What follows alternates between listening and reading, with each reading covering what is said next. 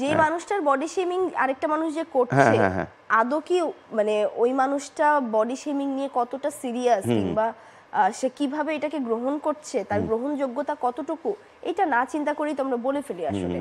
এবং হতে পারে সে অনেক ট্রমাটাইজড অলরেডি এটা নিয়ে, সে অনেক ফ্রাস্ট্রেটেড এই বডি শেমিংটা নিয়ে। আসলে কি তুমি ফ্রাস্ট্রেটেড তখন ছিলে, মানে মনে মনে কি ভাবতে তখন? না একটা সময় ফ্রাস্ট্রেটেড হয়ে গেছিলাম এই কারণে যে আমাকে দ্বারা হবে না এই টাইপের কিছু। হ্যাঁ, কারণ এত শুনতাম এবং আমার একের পর এক হচ্ছে কি মানে চ্যালেঞ্জের মধ্যে দিয়ে যেতে হচ্ছে। কারণ হচ্ছে কোনো এক সময় দেখা যাচ্ছে আমি সিক হয়ে যাচ্ছি, তখন আসলে ডায়েট হচ্ছে না, তখন আসলে কোনো রকম জিম হচ্ছে না, আবার মোটা হয়ে গেলাম, শুকানোর চেষ্টা করলাম আবার মোটা হয়ে গেলাম।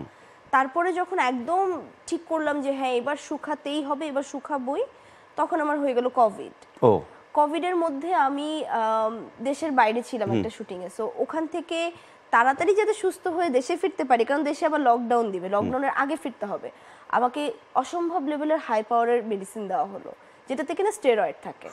এবং এটাতে এতটা লেভেলের আমি পাম্প করলাম, এতটা লেভেলের ফুলে গেলাম যে এসে মনে হচ্ছিল যে মানে আমার নিজেরই মনে হচ্ছিল কি একটা হয়ে গেছি আমি, আমার বডি এতটা ভার হয়ে গেল এবং অনেক উইক হয়ে গেল যে কোনোভাবেই আমি যে না খেয়ে থাকবো, আমি যেটু ডায়েট করবো, এটা আমার পক্ষে সম্ভবই হচ্ছিল না। কারণ ডক্টর বলেই দিয়েছিল 3-4 মাস তুমি কিছু করতে পারবে না, তোমাকে খুব একটা হেলদি ফুডের মধ্যে থাকতে হবে। এবং বডি কোনোভাবেই কাজ করতো না।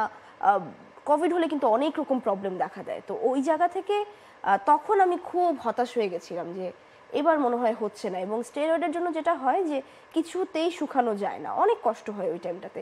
1 বছর সাফার করতে হয়েছে, যে প্রচুর কষ্ট হয়েছে শুকাতে, মানে 7-8 মাস টানা অনেক কষ্ট হয়েছে।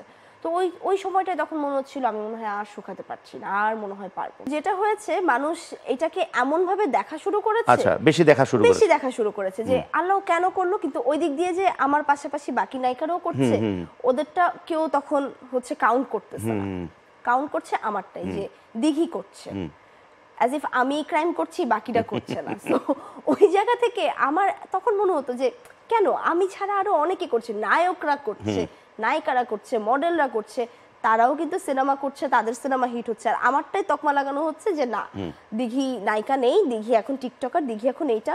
অথচ আমি বলবো আমার কামব্যাকের আগে মানুষ কিন্তু চিনতে পেরেছে দিঘি এটা টিকটক দিয়ে।